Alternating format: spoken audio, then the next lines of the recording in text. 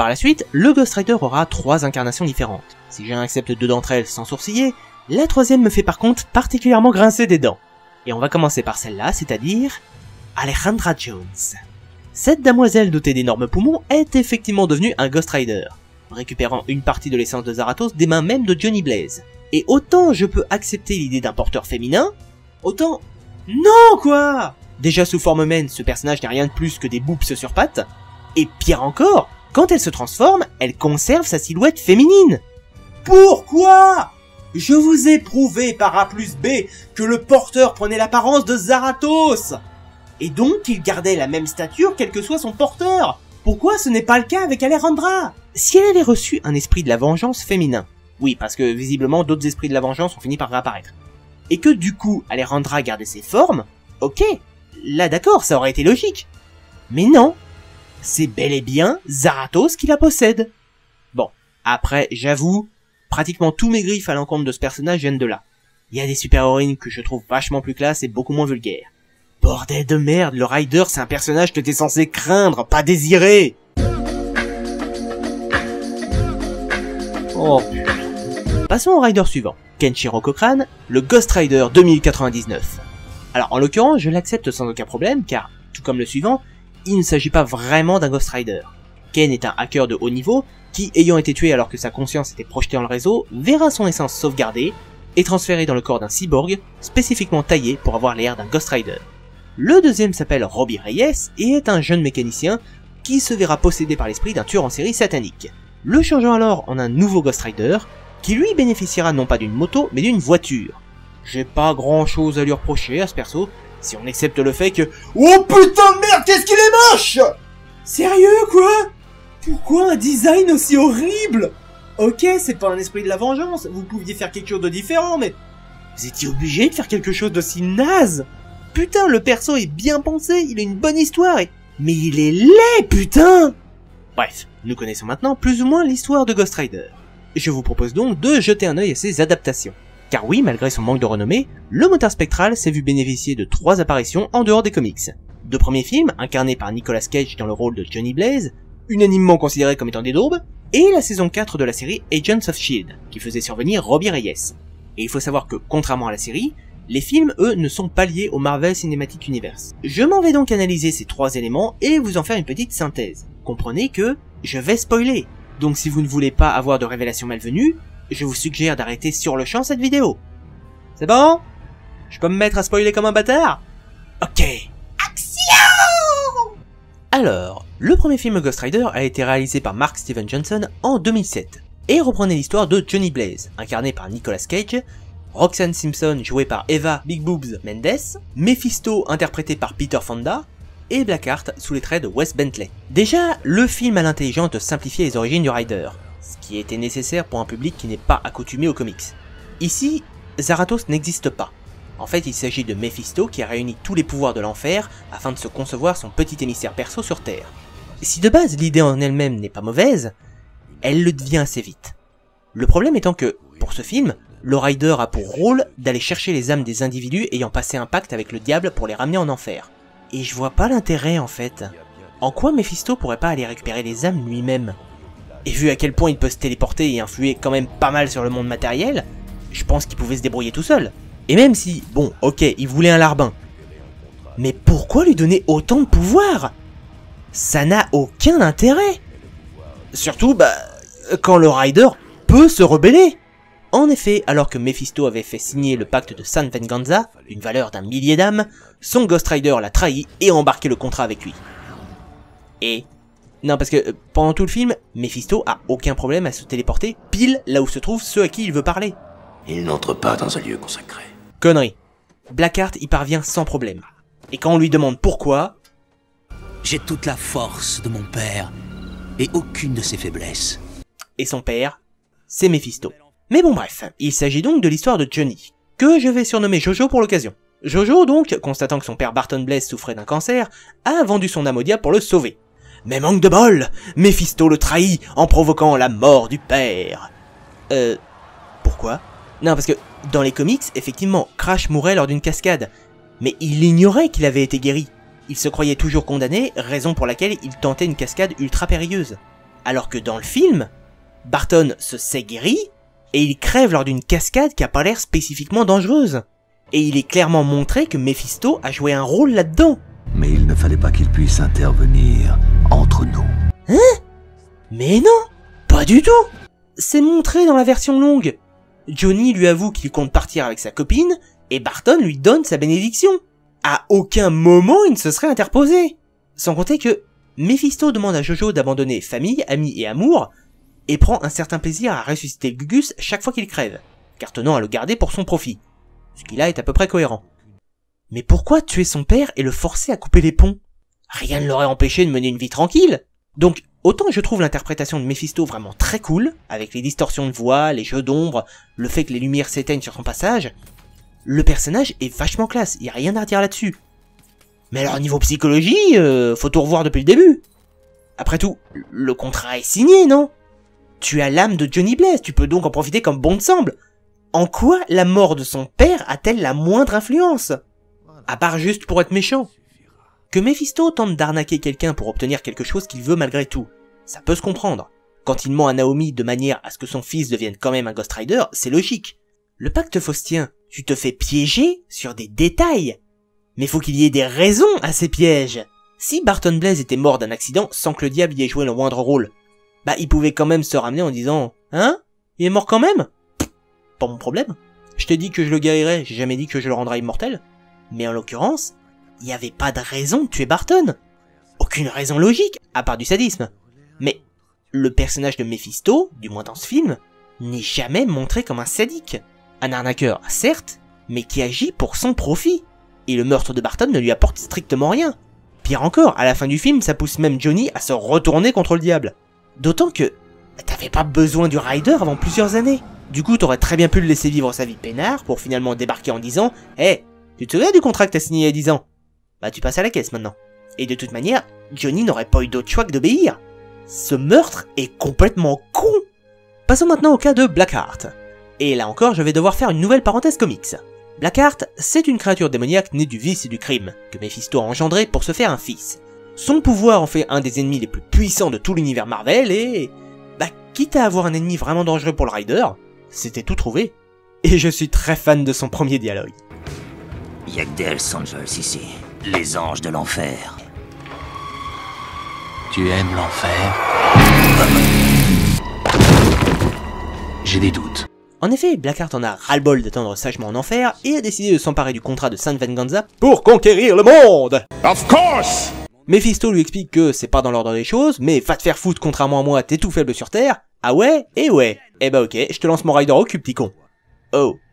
Vient ensuite Roxanne Simpson, une journaliste qui aurait dû être virée du script. Parce que oui, le seul but de ce personnage, c'est d'engendrer une romance cuculapraline et... Désolé, mais à part servir de demoiselle en détresse, le personnage ne sert à rien. Je veux bien que le Rider puisse trouver l'amour, mais il aurait fallu confier le script à quelqu'un d'un chouïa plus doué. Tenez, vous voulez un exemple récent? Deadpool. Il y a une romance, et l'intérêt de donner une petite amie au Gugus. Parce que le mec est immortel, et du coup elle devient sa seule et unique faiblesse. Des rôles j'en ai joué, mais princesse en détresse je fais pas. Dans Ghost Rider c'est pareil, sauf que elle est 1000 fois moins intéressante que la petite amie de Deadpool. C'est tout. Jojo accepte donc contre son gré d'aller buter Blackheart, vu qu'il a signé un contrat, de toute façon il a pas tellement le choix.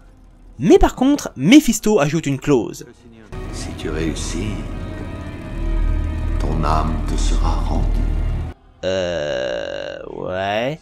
Déjà d'une part, je doute que Mephisto soit du genre à rendre une âme. Et surtout, pourquoi il la rendrait? Attends mec, t'as signé un contrat.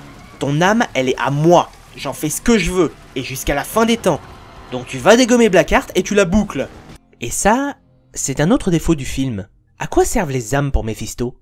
Les seuls à avoir vendu leur âme, ce sont Johnny, qui devient un Rider, et les habitants de Saint Venganza, dont les âmes peuvent être visiblement utilisées par n'importe qui. Ce point de l'histoire a déjà pas mal de défauts, on va pas se mentir. Si Mephisto avait besoin de récupérer le contrat pour toucher les âmes, pourquoi il l'a pas gardé avec lui après avoir signé, comme il l'a fait pour le contrat de Johnny?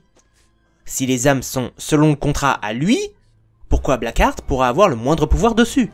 Le problème c'est que, pour un néophyte qui regarde le film, on n'a aucune idée d'à quoi servent les âmes. Et du coup, on ne comprend pas. Et surtout, pourquoi Johnny Blaze? Visiblement, depuis Carter Slade, il n'y a pas eu d'autres Ghost Rider.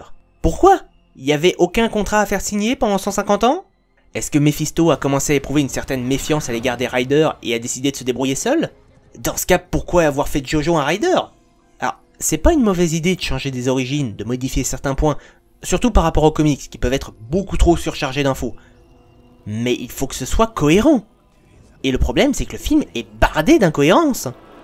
Mais passons maintenant au Rider en lui-même. Rien que sa première transformation, je la trouve vachement classe. Notamment avec la musique par-dessus. Si le résultat final passe bien à certains endroits, pour d'autres il fait quand même un peu fake. Cependant pour 2007, ça reste quand même du bon boulot. Ce que je regrette, c'est que les transformations suivantes, elles, se produiront instantanément. Ce qui rend le truc moins marquant en fait. Et pour le Rider, s'il n'a pas la capacité d'invoquer du matériel mystique comme dans les comics, il se contente d'user des flammes infernales le recouvrant pour modifier les objets à sa guise. Il enflamme sa chaîne, modifie un fusil à pompe, transforme sa bécane... Hein? Vous trouvez la moto kitsch? Eh oh, la moto de Dan Ketch, elle ressemblait à ça, alors venez pas la ramener. D'ailleurs la moto, en plus de pouvoir se déplacer à une vitesse phénoménale, tout comme dans le comics, elle est capable de rouler à la verticale ou sur l'eau. Ce qui a chaque fois été bien amené, et bien filmé en plus. En revanche, je suis un chouïa plus mitigé en ce qui concerne le feu infernal, qui désormais est juste du feu normal, qui peut brûler n'importe qui. Ah, et le Rider possède désormais le pouvoir de contrôler les flammes à distance. À un seul et unique moment du film. Le reste du temps, il doit carrément les ramasser à la main. Ah, et la scène où Johnny sous forme humaine tente de maîtriser son feu intérieur, je la trouve ridicule. Et elle ne sert strictement à rien. Et le Rider possède toujours le fameux regard de pénitence, qui ici est appelé le regard expiatoire. Ce qui lui permet de brûler les âmes des corrompus. Ce qui évidemment ne fonctionne que sur les individus possédant une âme, et Blackheart en étant dépourvu, il y est donc insensible. Je n'ai pas d'âme à brûler.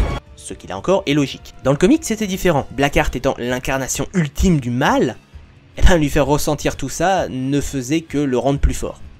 Ah, dommage. Et un autre élément à savoir sur le Rider, c'est qu'il ne s'agit pas d'un esprit, mais juste d'un pouvoir. Si Jojo possède l'instinct de se débrouiller avec, à aucun moment il ne souffre de la présence d'une entité surnaturelle en lui. Par contre le Rider...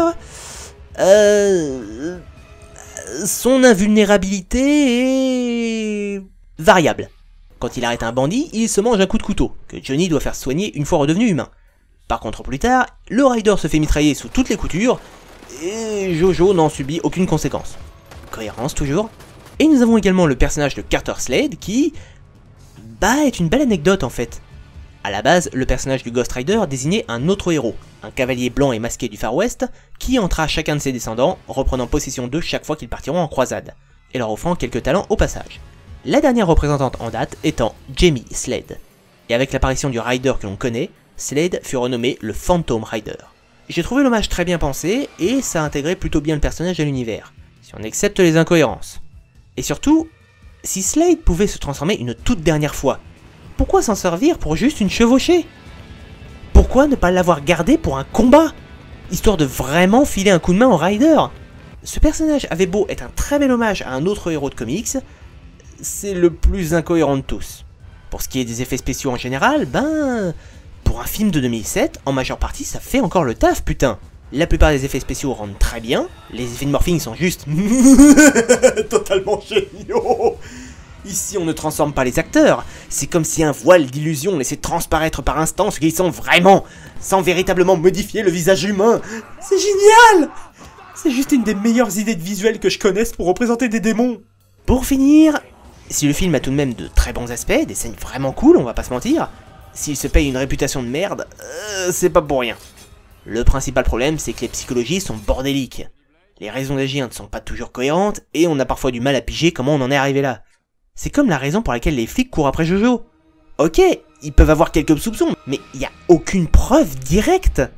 Un autre problème du film, c'est l'aspect extrêmement rapide des combats, qui doivent en tout durer 2 minutes à chaque fois. Et pourtant, c'est cohérent. En partie, du moins. C'est cohérent parce que Ghost Rider, ce truc est un esprit de la vengeance, qui rend son hôte invulnérable d'une force phénoménale. Tu commences à m'énerver. D'accord, m'excuse. Est capable de produire à l'infini un feu qui brûle les corrompus. Et les démons, sauf information contraire, sont corrompus. Donc évidemment, si les démons affrontent le Rider en 1 contre 1, c'est évident qu'il va les massacrer sans aucune peine. Et là, c'est la partie incohérente.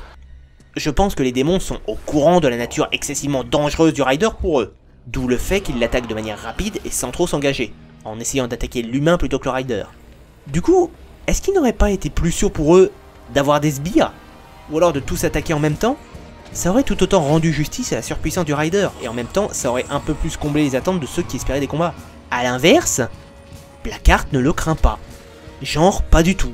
Regardez la seule fois où il se trouve face à face. Le Rider se fait démonter la gueule comme pas permis. Alors pourquoi Blackheart laisse ses sbires se faire démonter la mouille à chaque fois? Aucune idée. Conclusion, bah il y avait du potentiel. Sincèrement, il suffisait de pas grand chose pour que le film soit bon. Et pas mal d'éléments du Rider sont respectés. Ils ont été modifiés pour que ça passe plus facilement face à un public vierge des comics, mais ça passait. Il aurait juste suffi d'un chouïa de cohérence pour que le tout devienne crédible.